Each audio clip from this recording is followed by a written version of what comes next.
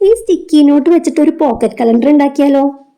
First നമുക്ക് ചെറിയൊരു chart paper എടുക്കാം. എന്നിട്ട് അതിലേക്ക് നമ്മുടെ സ്റ്റിക്കി നോട്ടിന്റെ വലുപ്പം ഒന്ന് മാർക്ക് ചെയ്ത് കൊടുക്കാം.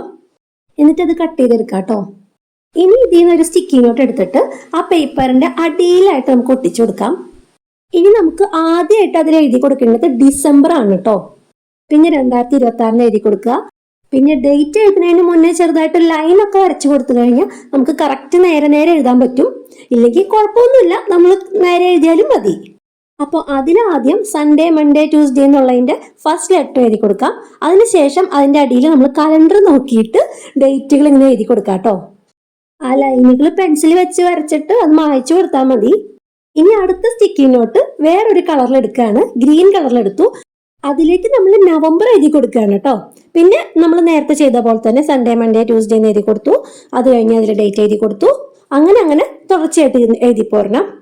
പിന്നെ അടുത്ത കളർ എടുത്തു, ഒക്ടോബർ എഴുതി കൊടുത്തു. അങ്ങനെ നമ്മൾ ഓരോ മാസത്തെ ഇത് എഴുതി കൊടുത്ത് ഇതുപോലെ ഒട്ടിച്ചൊട്ടിച്ച് ജനുവരി വരെ ഒട്ടിച്ചെടുത്തിട്ട് മാസങ്ങളും ഡേറ്റുകളും എഴുതി ഇങ്ങനെ കൊടുക്കണം കേട്ടോ. പിന്നെ വേറൊരു കാര്യം, ഈ കലണ്ടർ നമുക്ക് വേണ്ടി നമ്മൾ ഉണ്ടാക്കുന്ന കലണ്ടർ അല്ലേ. അപ്പൊ നമുക്ക് ഇഷ്ടമുള്ള കളറിൽ നമ്മുടെ ഡേറ്റ് ഓഫ് ബർത്ത് എഴുതി കൊടുക്കാം. അപ്പൊ കലണ്ടർ റെഡി ആയിട്ടാ.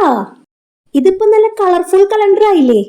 ഇനി നമുക്ക് ഇഷ്ടമുള്ള സ്റ്റിക്കർ ഉണ്ടെങ്കിൽ നമുക്ക് ഇതുപോലെ ഒട്ടിച്ചു കൊടുത്തു കഴിഞ്ഞാൽ കുറച്ചും കൂടി ഭംഗി വരും.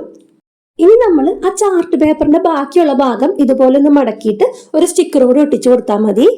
പിന്നെ ഓരോ മാസം കഴിയുമ്പോഴും ഇതുപോലെ നമുക്ക് ഒലിച്ചൊലിച്ച് മാറ്റി അത് ഉപയോഗിക്കാം. ഈ കലണ്ടർ ഏറ്റവും കൂടുതൽ യൂസ് ആവുന്നത് സ്കൂളിൽ പോകുന്ന കുട്ടികൾക്കായിരിക്കും. ബാക്കി നമ്മൾ വലിയവരുടെ കയ്യിലൊക്കെ മൊബൈൽ ഫോണൊക്കെ ഉണ്ടല്ലോ. അപ്പൊ ഇത് ഇഷ്ടപ്പെട്ടു കഴിഞ്ഞാൽ ലൈക്കും സബ്സ്ക്രൈബും മറക്കല്ലേ. പിന്നെ ഷെയറുകളും ചെയ്യണേ. അപ്പോൾ അടുത്ത വീഡിയോയിൽ കാണാം. ബൈ.